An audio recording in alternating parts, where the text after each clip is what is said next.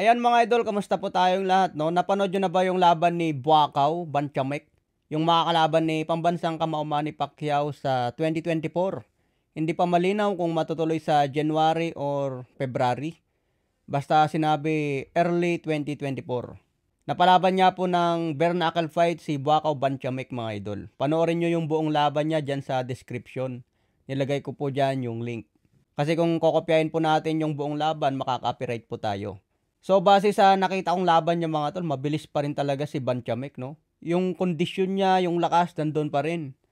Matanda na rin kasi yung kalaban ni Buakaw dyan, kaya hindi niya napabagsak, no? Umabot pa rin sila hanggang 5 rounds. Pero base sa performance ni Buakaw, magaling pa rin malakas. Yung mga sipa niya, deadly pa rin. Pero yung laban niya kay Pacman kasi boxing. Iba pa rin talaga kapag boxing kumpara sa Muay Thai. Ang kagandahan lang kay Buakaw mga tol, yung katawan niya, kondisyon talagang matigas. Kaya kaabang-abang na exhibition yan kay Pacman sa Thailand. Kasi may balita ngayon na mapapalaban daw si Pacman ngayong December.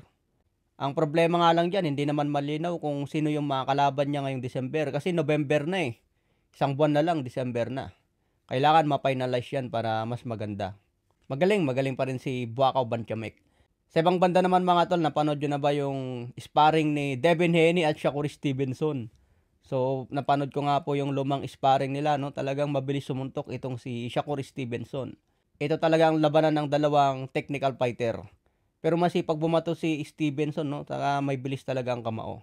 Ito mga tol, panoorin natin yung sparring ni Stevenson at Devin Haney.